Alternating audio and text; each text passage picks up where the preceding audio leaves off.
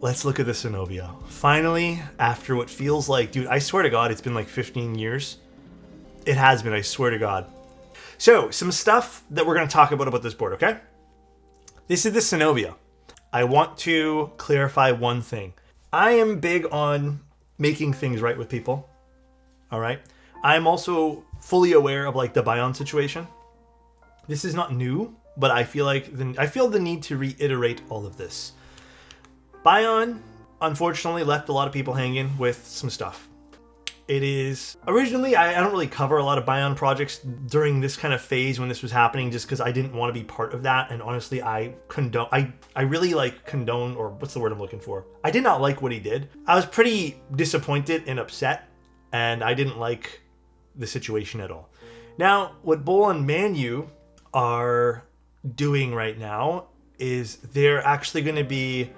Well, they did it with one of the other boards as well. But essentially, the Bion situation is that any profit, aside from the vendors and manufacturers that need the money, anyone who buys the board, any profit that Bion would have made, he is not making. So the only person making money right now are the vendors and the manufacturers, and any of his payout is going to go to people who never got their original run.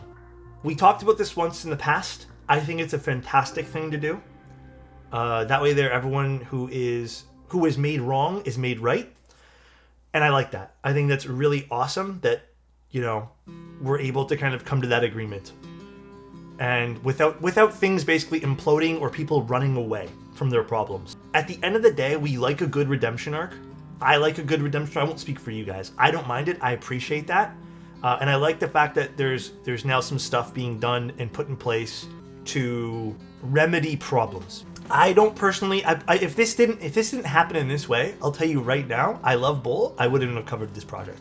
I know he's just a vendor at the end of the day, but I wouldn't have covered this project had they not have done that. They should just make keyboards for them. Unfortunately, it's not that simple. I wish it was, but to just produce keyboards from like vendors that weren't involved for the project is just gonna hurt the vendor. This kind of goes without saying, and I feel like this is also a good opportunity to bring it up. If you guys ever run into problems, if you guys don't understand how things work, if you guys need assistance with things and you're like, I made a boo-boo, I with people, talk to people. Don't just run away from problems. There's been way too many vendors and way too many people in this particular hobby, and maybe other things in life, I don't know, but I'll talk about keyboards, who just run away from their problems and don't like to reach out to someone. I understand it's scary. I understand it's pride. I understand there's ego involved. And I understand it's nerve-wracking. But if you ever run into issues, talk to people. There are a lot of helpful people in this hobby, no matter how big your issue might be. Just don't try to handle things alone if you're already, I guess, fully stressed out. So we're building the Constance TKL today. Oh, I just smashed my keyboard. No, I'm joking. We're not building the Constance. It's just in a Constance thing here. So this is the Synovia. This is the special colorway, which is Mechameleon. It's a color-shifting Cerakote top case with a silver bottom. Ooh, this is pretty. Ooh. Oh, look at that. It's like green here, sorta. Oh shit, this is sick. Oh, wait, that's cool. From both angles of the camera, it's different. Oh, that's sick, actually. Whoa. Okay, so here's a really good way to show you guys the color shift. Oh, wait, that's sick, dude. So I've had a color shift board in the past, but it was like when they first started doing color shift stuff, and it wasn't this extreme. So it has like almost this burgundy color from the top, if you view it top down. And yeah, it shifts to like a green when you go to the side. Here's the side profile on this guy here. This is really cool. The board's really pretty too. Yeah, I love this bottom design. The weight, actually, believe it or not, the weight, I'm like, this kind of like unfinished weight kind of business. I think this is cool. I don't know if I like it on this particular unit personally. How does it feel compared to Anno? I will say that it depends on like what you do with the Cerakote. I've had Cerakotes that are actually like rough, or I've had Cerakotes that are like smooth. To me, like touching this, it's a bit more like a glossy type feel, like it has like a coating on it. So it's not as like smooth, I guess, as Anno, but it's still really nice. I want to like rush and build this now. Like is that good or bad? I like the internal weight too. This is fun. I think I maybe would have opted personally for like stepped internals, but I'm sure this sounds good because it has a center mass brass piece, which is awesome. All right, hold on. Let's pause 1 sec. Let me look at the rest of this webpage here. I'm getting way too into this color scheme right now. So this is the Mechameleon. Look at Jeff's beautiful video here. Awesome B-roll video guy. So we have some case specs here. It's a 22 mil effective front height, so it's not the same as the normal front height specifications. Grommet gasket, 1.6 kilo unbuilt, 7-degree typing angle, and wind key or wind keyless. Depends on what materials we want here, but black FR4 PCB, 1.6 mil, so pretty standard fare. Solder roll and hot swap made by Gondo. We love Gondo. Here are some layout, so we can take a look at the PCB again, but you can see, for the most part, has just about everything we'd probably want. Again, with the solder, if you have ISO, is probably the one you're going to want to go for. Unfortunately, no ISO hot swap unit here, but it does have everything it looks like we need, which is perfect. Grommet mounts, we've used this in a few Bull builds already. I think this was implemented by Bull into this keyboard, because Bull did do some tweaking to this, in case you guys didn't know. I like grommet stuff. That's actually what we used for the Manta, believe it or not. And then we have vendors. And then we have our timeline, which is Q2 fulfillment, which is, I'd say, like pretty decently fast for something this late in the year. And then we have the price being $475 to $500. Here are the colors.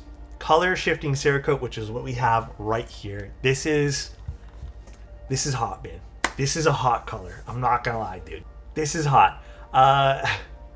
Then we have the Nostromo. So we have Nostromo, which is also extremely pretty. And then we have Void. Then we have the worst of all the colors, blue. Then we have the true second best, orange. Then we have Acero. Then we have Empty. This is a hot colorway, dude.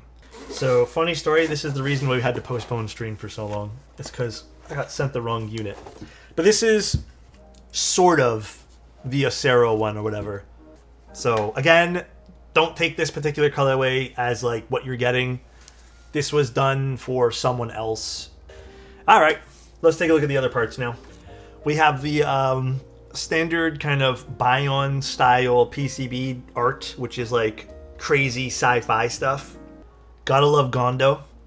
So yeah, this is the hot swap PCB. So again, we don't have ISO, but we have just about everything else that we can possibly imagine. All right, and then we have our plate. Yeah, let's put this together. Cool plate though. Plate is interesting. A little bit of relief cuts near the space bar. A little bit of a relief cut on the cross T section over here too. Where's my 20520? Gimme. Where's my brush? What is the pen pop reward?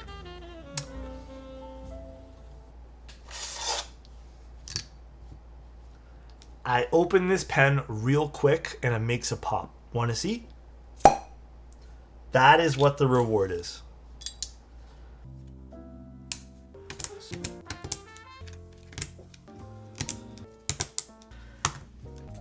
We're going to use the light gaskets.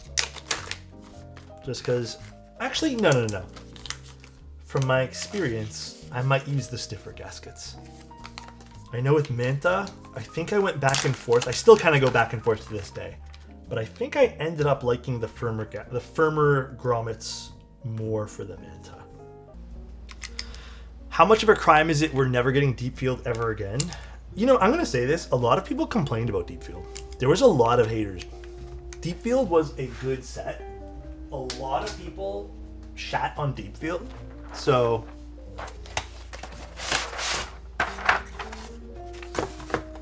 I don't know if we get Deepfield again. Ooh.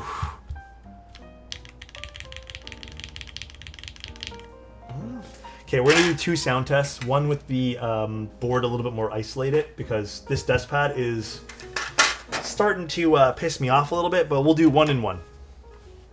So we got Milky yellows on a Gateron, or Milky Gateron yellows on a aluminum plate with the hardest gaskets, or grommets, I should say. Let's see how this sounds.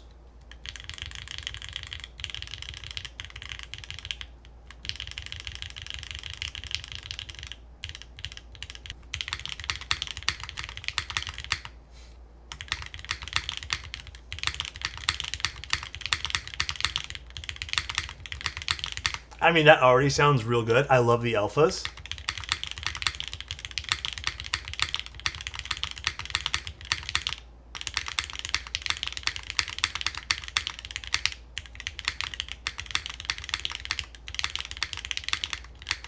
Dude, this sounds good.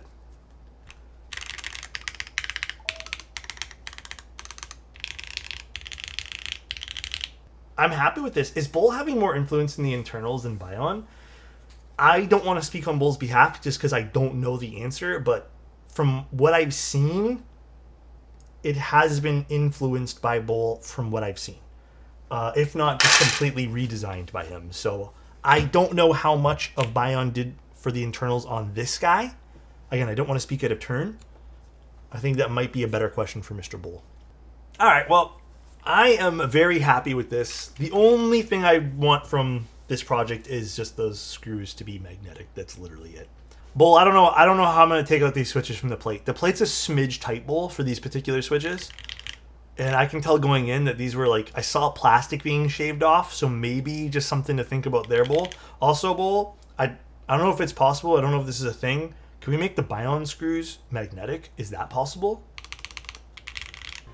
You guys have a good night. Love ya. See ya. And I'll talk to you guys very soon. So, bye everyone. See ya.